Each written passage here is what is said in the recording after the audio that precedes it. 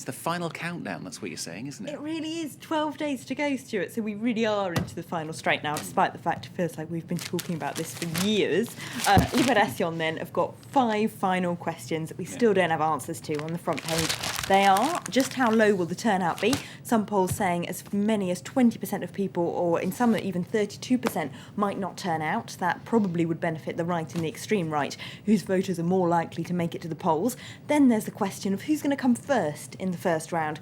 For Sarkozy, this is very important for him to come first. Of course, the top two candidates, which almost certainly will be Sarkozy and François Hollande, will go to a second round on the 6th of May. But for François Hollande, he has a great deal more reserves for the second round. There's 5 different left-wing candidates, all of whose supporters can be expected to rally around him.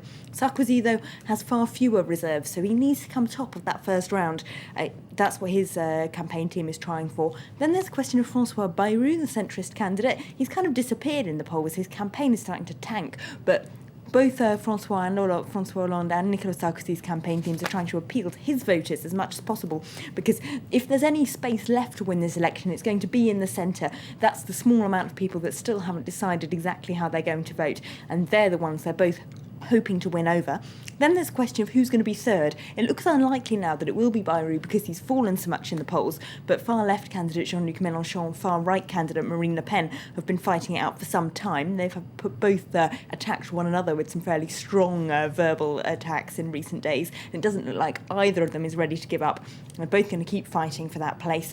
And then, of course, there's the 5th question of just how big is the left? Does it have enough weight behind it to win this election without needing to win that many centrist voters? Because the paper says, the polls say about half, 46.5 according to their poll, of voters are going to vote for left-wing candidates in the first round, ignoring centrist Bayrou. So can François Hollande continue to go for a pretty hard left tack and still win the election without needing to look more moderate?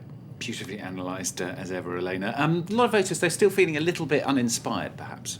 Well, that is unfortunately the problem. That's this abstentionism problem. That's where it comes from. As La Croix puts it in their editorial today, it's grey against grey. On their front page, they say Nicolas Sarkozy remains as unpopular as ever and is widely disliked by voters. That's not something he's managed to change in recent weeks. We started the election campaign this way and it's carried on. The reason why he's doing better is just because of the lack of enthusiasm behind François Hollande. Even people who really want him to win don't seem to be particularly inspired.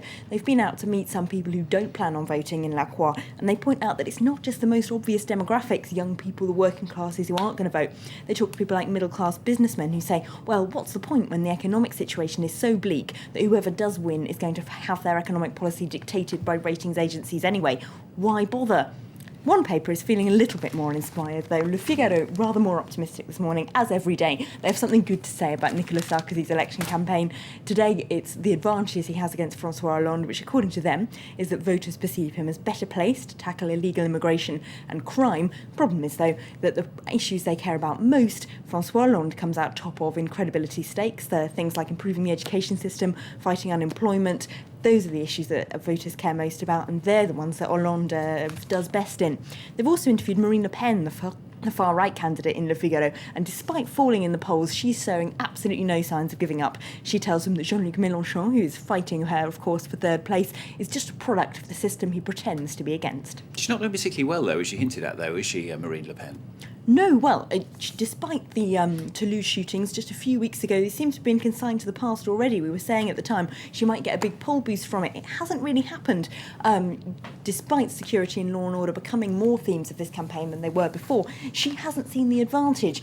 But Le Monde has some rather depressing news in a poll in their paper. They say that among 18 to 25-year-olds, she comes top of the stakes. That's quite a turnaround from just 3 months ago, the last time they conducted a poll just among that age group, when François Hollande cleared up nearly half all the votes. Now he's second to Marine Le Pen. She's getting 26%.